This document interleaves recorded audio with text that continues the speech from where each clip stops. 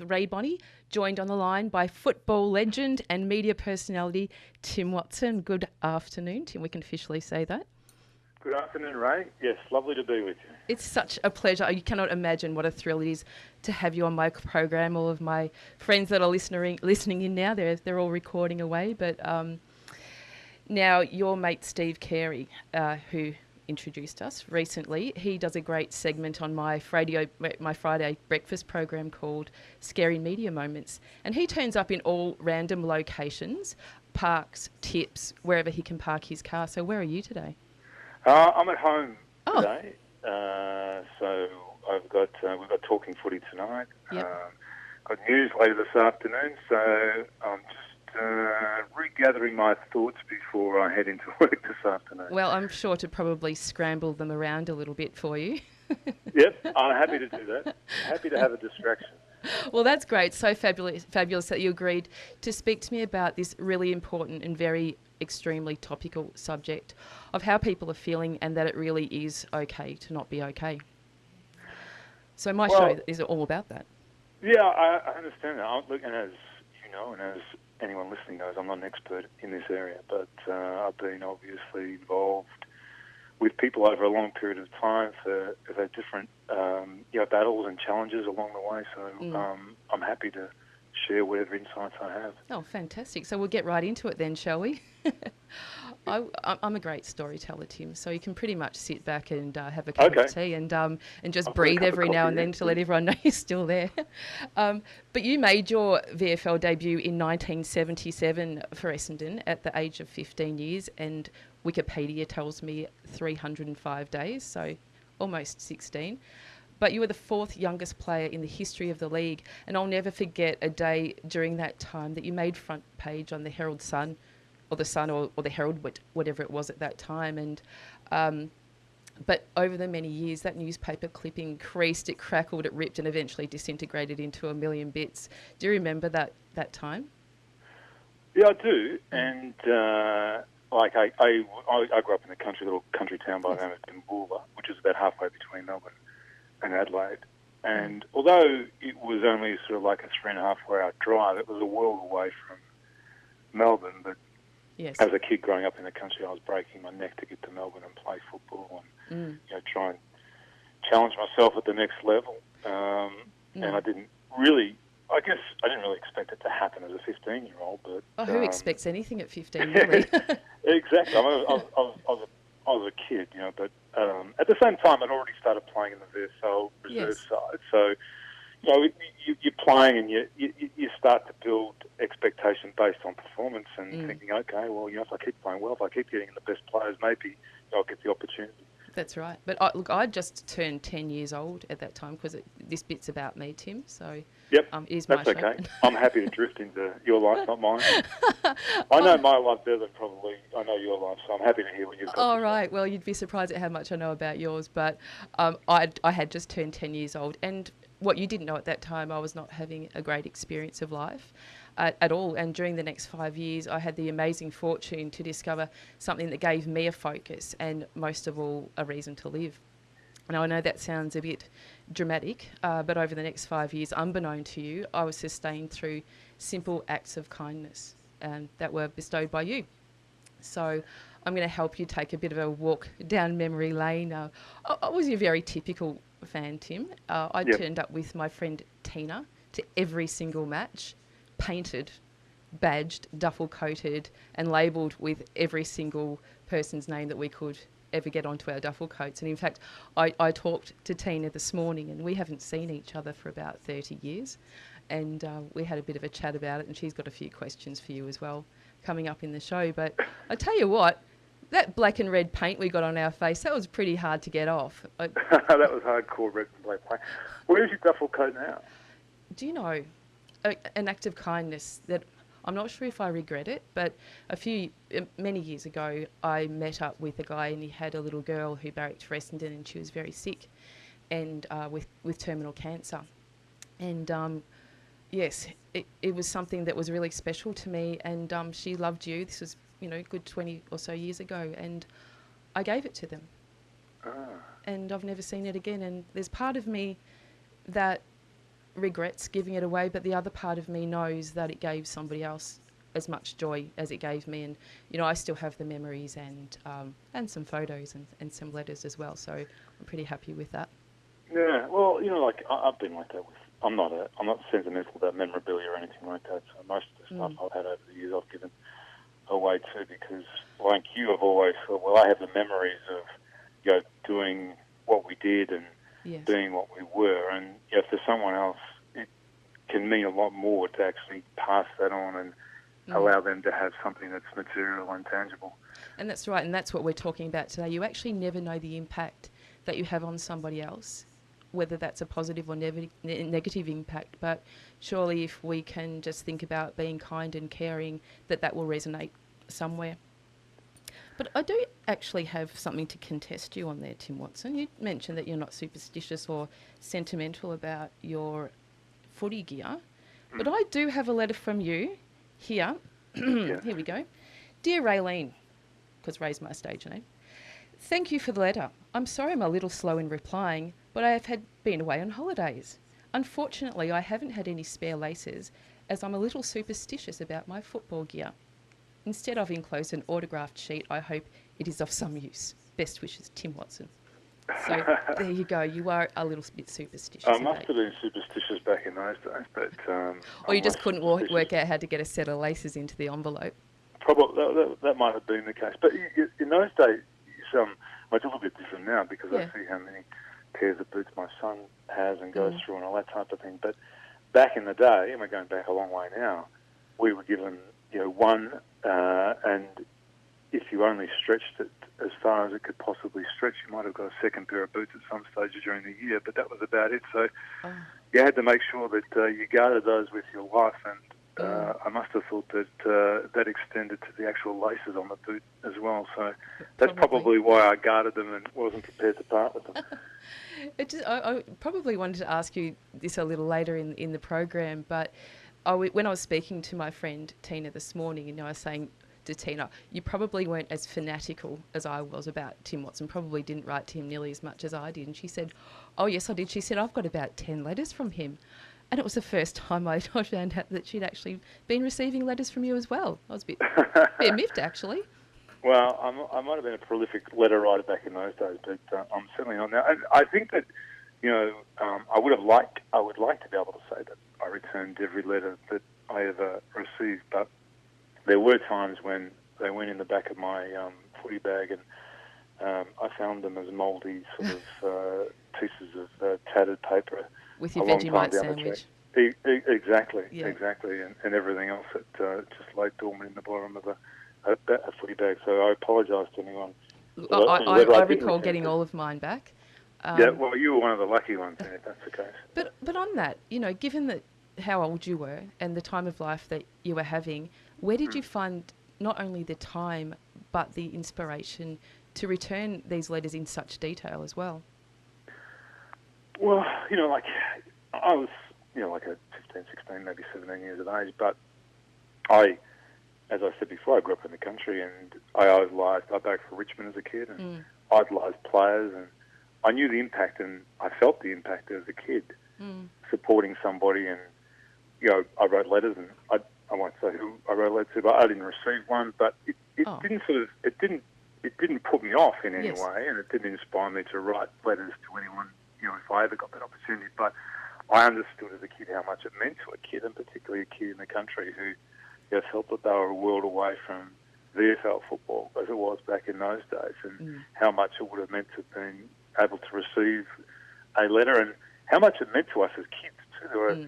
There was a couple of times when, you know, VFL players came to the towns close to where we were, and even to get sight of them, you know, like it was just it was just this unbelievable experience. So I know, yeah, and even now, like I think that you know, like kids are still growing up with that same sort of hero worship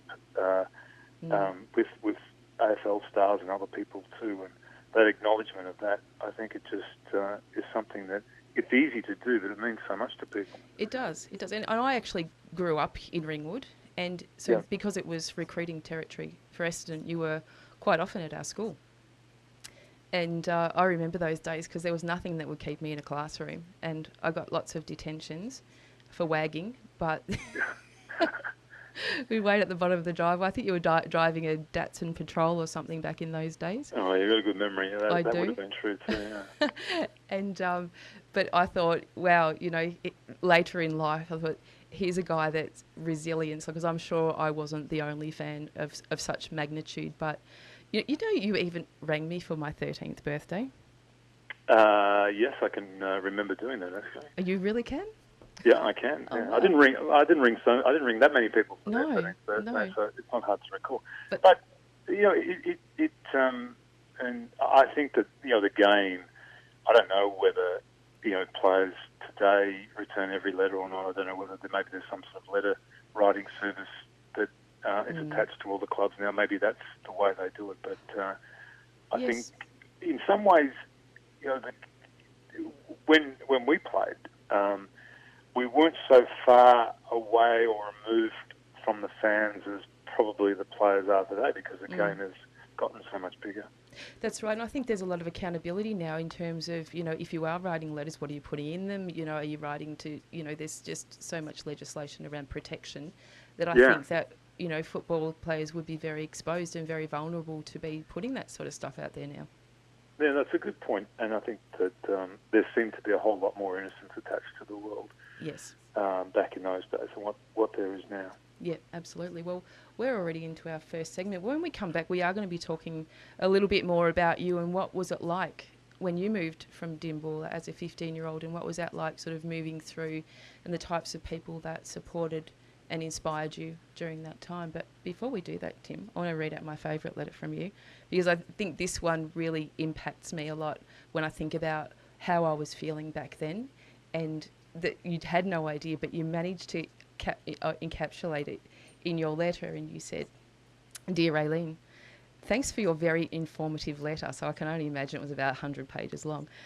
"You hate school, being 13 and Form 3. Well, I'm glad the Essendon Football Club gives you something to be happy about.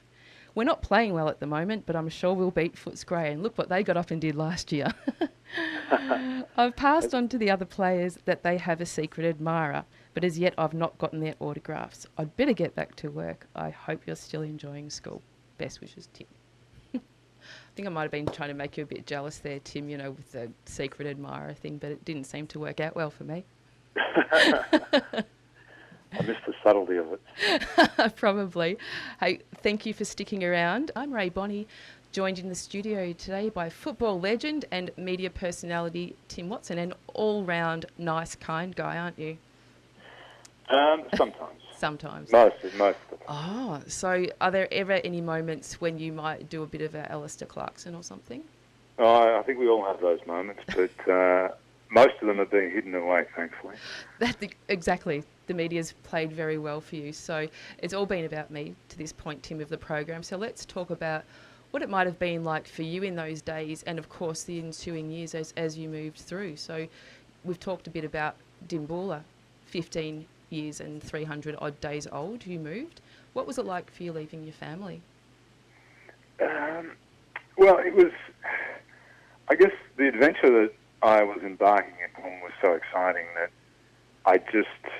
everything was new and different, and I didn't really process all that until it was probably even the second year. It was funny, I had a delayed reaction to it all, and I changed my living arrangements in the second year. Yes. And it really wasn't until the end of the footy season that I really started to get homesick, and that's when things sort of changed. After footy was finished, and there was sort of the normal life then that I had to sort of embark upon. There was no training, and I was boarding privately with a family, that type of thing. So it wasn't until that point that I really sort of thought, oh wow, this has been a massive change in my life, and I'm not sure I'm enjoying this part as much as the early part. Yeah. So the family that you boarded with, were they nice? Oh, they were lovely people. But it was just different. It was just, it wasn't as familiar as my family, obviously, and it was just a different environment. I mean, they're really lovely people, but I really started to get homesick then. Yeah. No, it must, especially at that age when it's, a formative age. Were you going to school as well at the same time? Yes, yeah. I was in year 10, so I went down to Essendon High School, which is now Essendon College, but that was in Buckley Street, Essendon. So I went to school there, and I completed year 10 and then year 11. I wasn't that interested in school, to be honest. What was your favourite subject? My favourite. Probably English. But we actually had a great modern European history teacher as well, Miss Barreau. Yeah. And she was actually fantastic, and she really challenged me. She made my life sort of a bit more difficult than maybe some of the other teachers did. But I saw that as a challenge, and being such a competitive person, yes, I actually saw that as a challenge. So, and she was a great teacher. She was actually a wonderful teacher. Well, I wouldn't have picked that as a subject, but Well, she's a great storyteller. I mean, you talk about yourself being a great storyteller. She was a great storyteller, and went into great sort of detail yes. About that period of time. And I actually found the topic and her teaching really, really interesting. Oh, that's, I think, again, if we're thinking about influence and school, and I look back to my terrible days at school, there weren't many, but those teachers that inspire you to learn, and that can either make or break you with whatever gift you have inside, may not become recognised because, you might have a poor teacher who really intimidates and doesn't allow those learning pathways to open.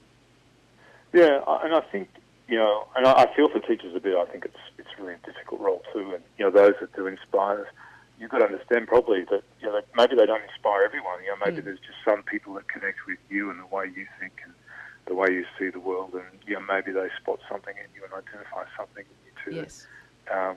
That they want to sort of encourage and draw out a bit more. So I think it's difficult though, isn't it? Like if you're a teacher and you got a class of 20, 30, 25, 30 people, and you're trying to connect with each one of them, and yes.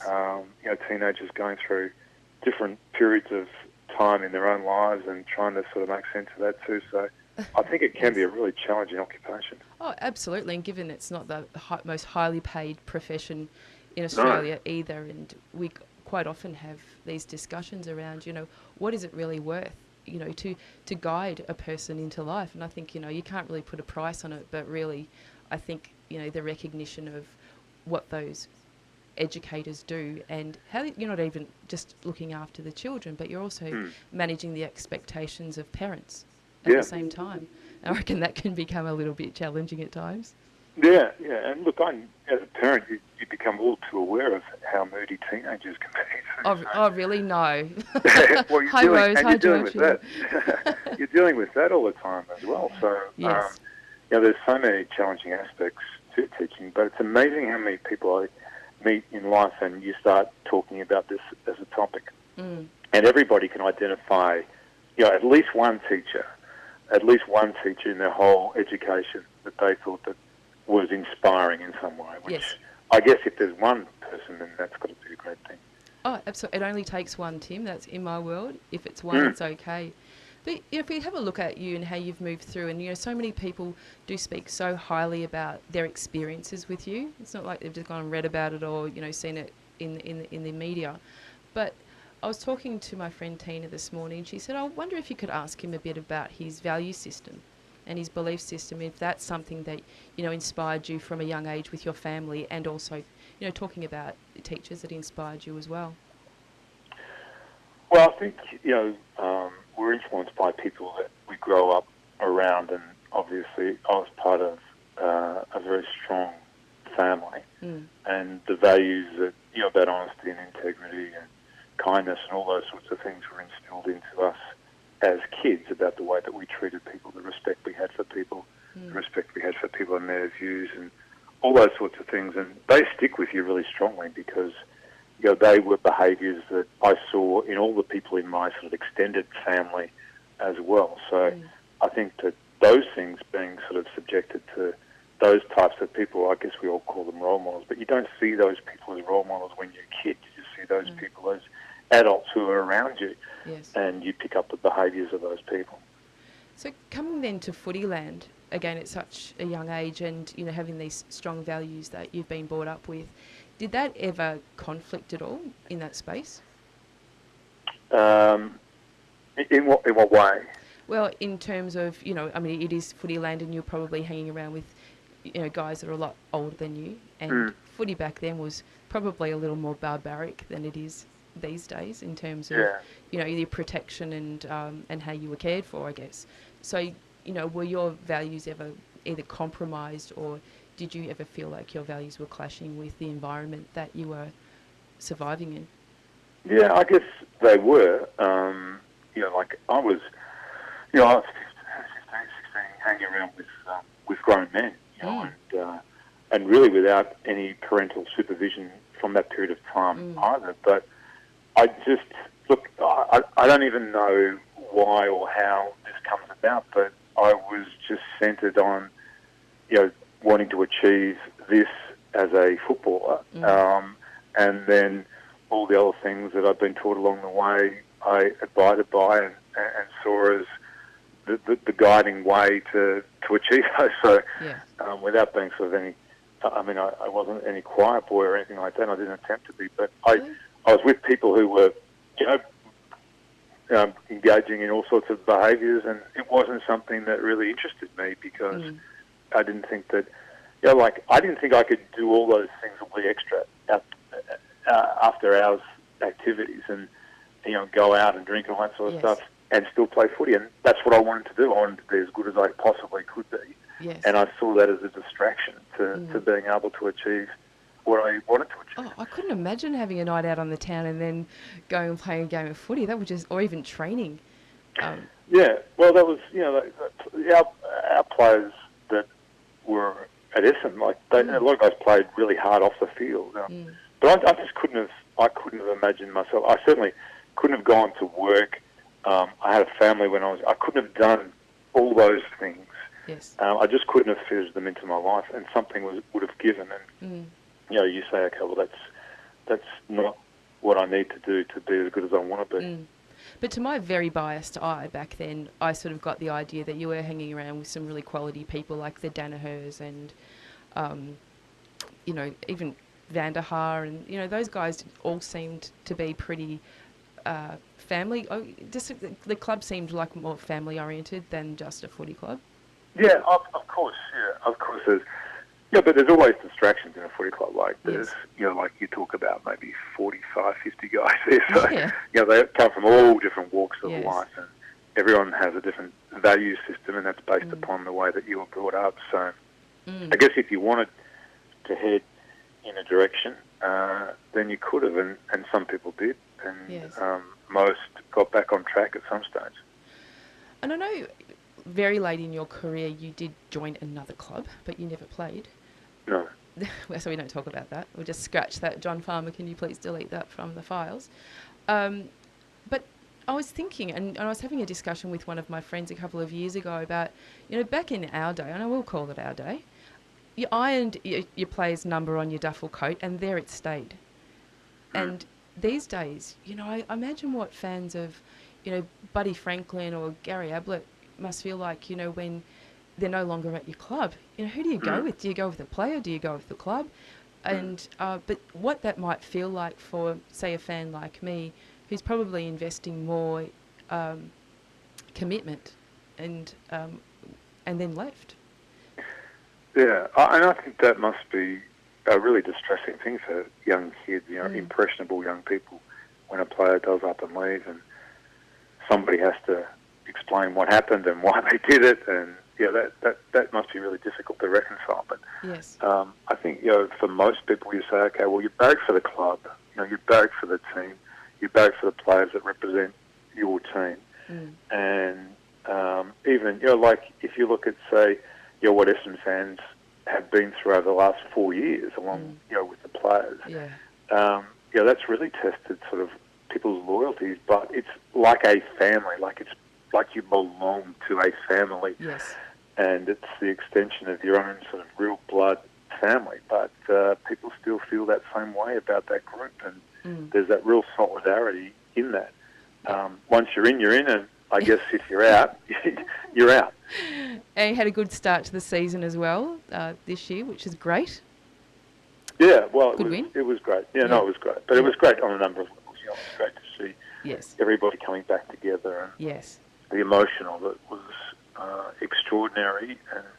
And, you know, it gave people an opportunity to sort of get along and Barrick unencumbered and, you know, to move forward. And that's important. It doesn't really matter what happens in life, you know, how many injustices and how much sadness or whatever you encounter.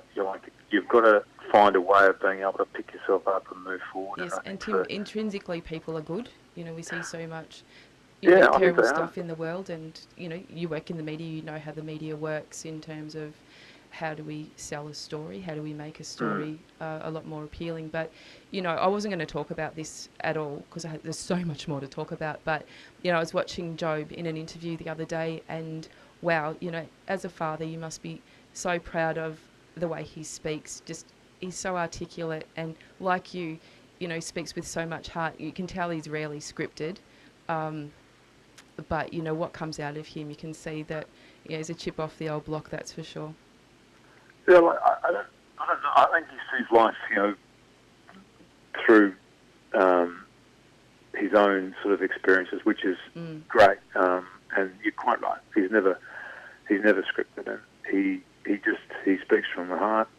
He spoke from the heart when he came back, and he spoke from the heart again the other night. And I think everyone knows, sort of, you know, can imagine what he might have been through, but can probably multiply that again to the reality of what he's actually been through. But he's come through it, and, you know, it's been tough, and lots of people have really tough, difficult lives, and, you know, unfairness and all that sort of stuff. But ultimately, you know, you've got to find a way, whether you find a way yourself or you get help from other people, and you know, that's the most important thing, that you understand that. And I think you're right. I think ultimately people are human beings. I think are generally optimistic by nature. You know, we want to see a better day. We want to think that things are going to be a lot better tomorrow, the next day, or whatever. And sometimes it's hard to get to that point, but eventually, you know, if you keep moving forward, even if you move forward slowly, you creep forward, eventually you will get there. Yes, and recognising what we have around us in terms of support. It's always not the obvious stuff. And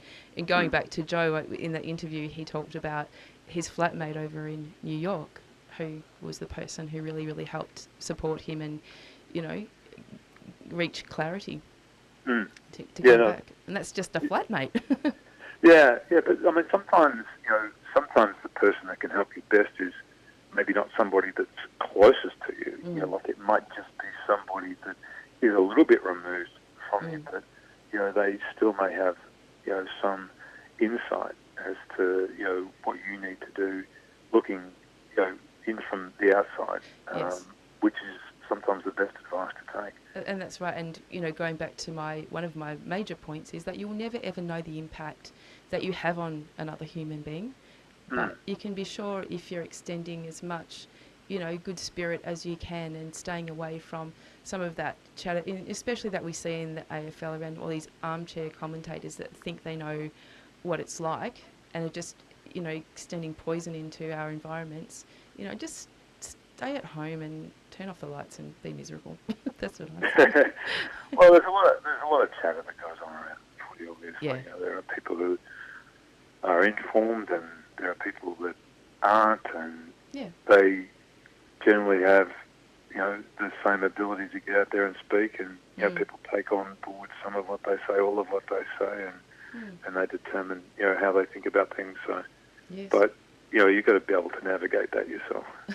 Well, my auntie, my 83-year-old auntie Betty, and I must say hello to my cousin Kathy, who's listening at Boyle Industries. She was a mad Richmond supporter, Tim, and she was one of the craziest that ever lived.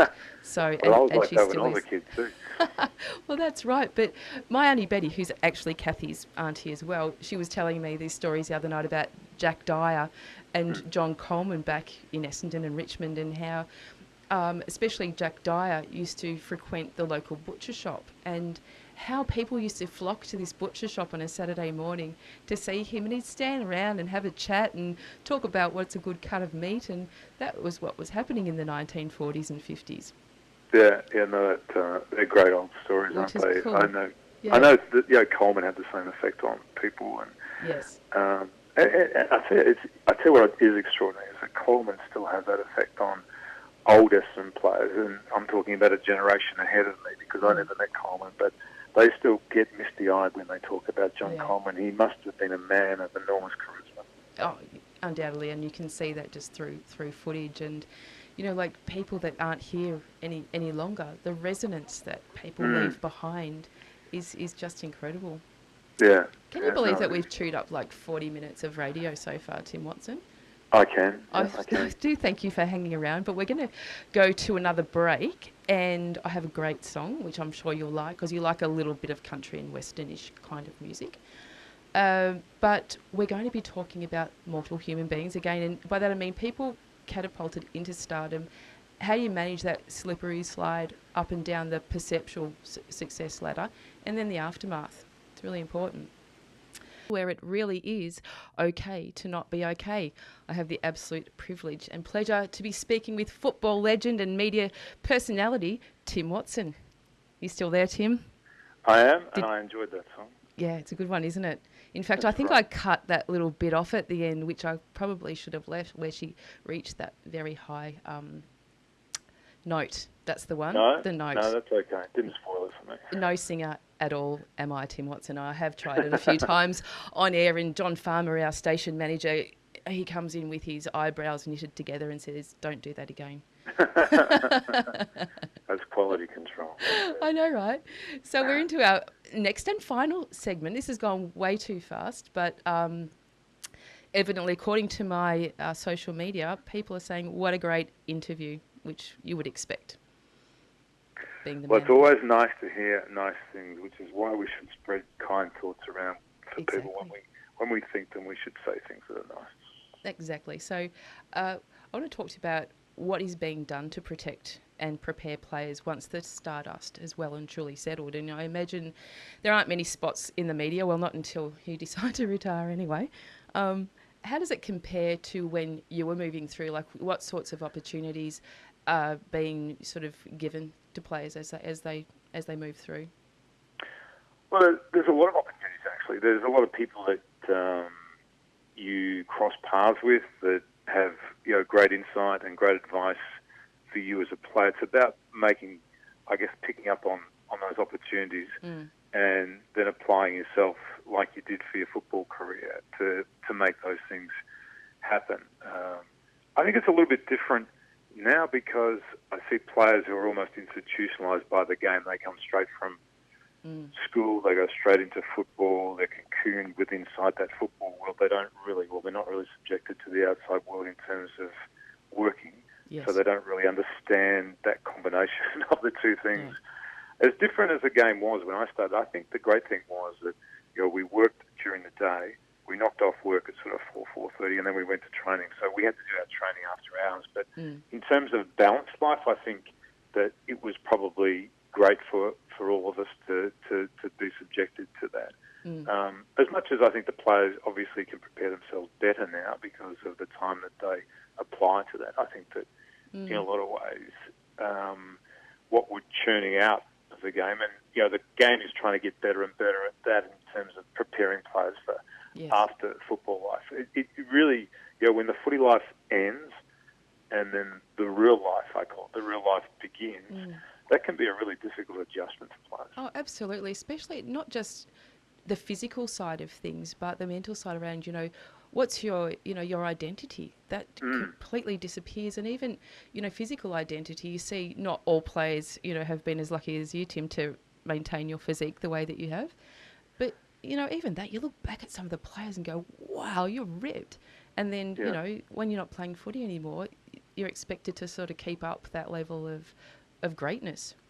Yeah, I think, I think all that, most players sort of, look forward to the day where they're not dictated by training and diet and all that type of thing, and then you you allow yourself to sort of be more lenient in your lifestyle, and then at some point you either keep going in that direction where you say, hang on a minute, I'm going to pull back on that too. But I think the mental adjustment is the greatest adjustment, and that is that, you're so focused. There's that whole sort of focus about, fitness, about improving, about performing, and that's like a weekly goal, and the season ends, and then, it's like the next 6 monthly goal, and then there's another, like it's all that sort of laid out for you.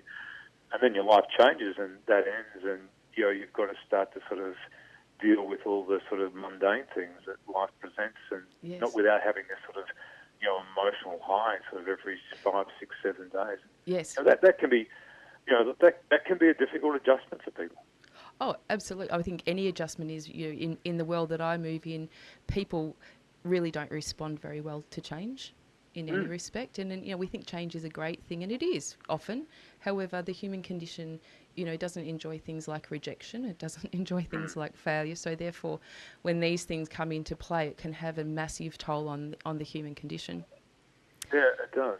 It does. And, like one of those things, it's actually conditioning that needs to take place for people to.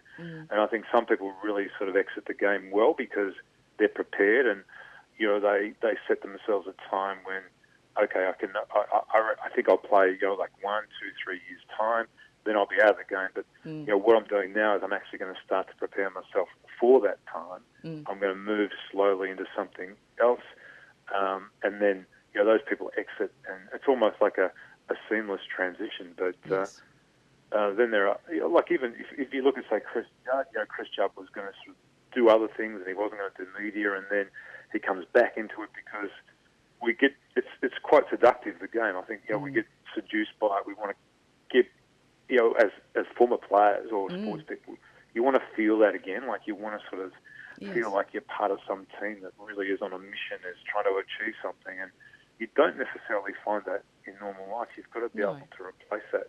Not necessarily replace it, but you've got to be able to make the necessary adjustments to understand that, okay, what you were part of was something really special and was a segment of your life. But, this is the way that things have to take place now. And it must be so great for you to be part of the continuing evolution of Australian football as well. You've been part of it for such a long time, and, you're such an icon as well, and recognised as footy in Australia.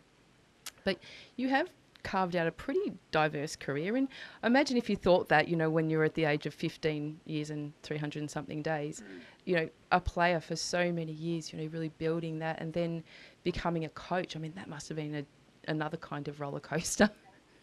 Well, that wasn't one of the greatest experiences. The best I can say about that is that it was an experience, and sometimes we embark upon things that we're not necessarily suited to do, and I think you have to recognise those, and you have to make the necessary changes as quickly as you possibly can to realign, where you should be and what you should be doing. And Tim, you can't be good at everything, okay? So as long I as don't have that expectation of myself to be good at everything. But I try and be good at what I do. But then, sometimes you just know that you're not, and like as much as like a public fall from grace as something like that is, it's not the worst thing in the world to actually go through either. And what the residue of that for me is that I feel disappointed, not for myself, I actually feel disappointed for, the players that you coached, that you didn't necessarily give to them what you should have given to them over a period of time. And, because, careers are really short, and, they shouldn't be, players' careers shouldn't be wasted on somebody that doesn't get the most out of it. But you had a crack at a few other things as well, Tim. Now, I'm not sure, but back in around 1980, if you were hedging your bets whether or not the footy thing was going to come off for you and you were going to sustain your KPIs, but there are a few other things you turned your hand to, wasn't there? I'm not sure what you I'll help you. You. I saw a cookbook. Oh, right. Okay. Right, and that was shocking. It shocked me to see the faces of Wayne Carey and you with your tasty Thai tiger prawns.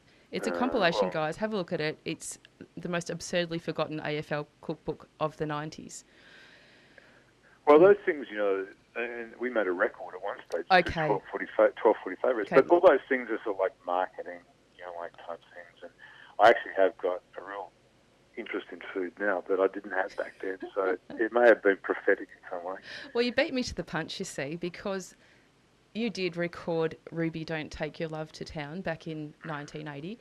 And I did listen to that probably about 1,000 million times over and over, not recognising that it wasn't that great. Oh, no, it was Tim, terrible. it wasn't that great. I thought it was great. No. I thought anything you did back then was great. But however, I would have to say, I'm going to take you through a bit of memory here, if I can do it. Now, this is a first-time radio thing for me. I'm going to be playing music and speaking at the same time. So here we go. You remember Calvin Templeton, what he sung? Oh, yeah. Listen Who's to this. sorry now? Yeah. Oh, I'm sorry, actually, Calvin. Listen to this. Yeah. Oh, actually, are we going to be able to play it? Oh, it's actually not coming. Oh, yes, it is coming through. Here we go. Right to the end. No, I think he actually had to talk this through. Just like a friend. I tried to warn you. So we're sorry. Can I Yes. tell you the background story to that? He was supposed to sing that. We went into Armstrong Studios in South Melbourne, and this was during the footy season in the middle of the night because that was the only time they could get access to the studio. So we actually had to arrive at 12 midnight. And he was so bad that he was tone deaf. He couldn't sing. In the end, they said, look, just try and talk the words if you possibly can, speak the words. And that's the result. It's just terrible. It was horrendous. I mean, the rest of us weren't much good. But, No, can I play a bit of Barry Round? Because this is one of my favourites. Is this Jeannie? Jeannie, yes. Terrible. Oh, little Jeannie, you got so much love.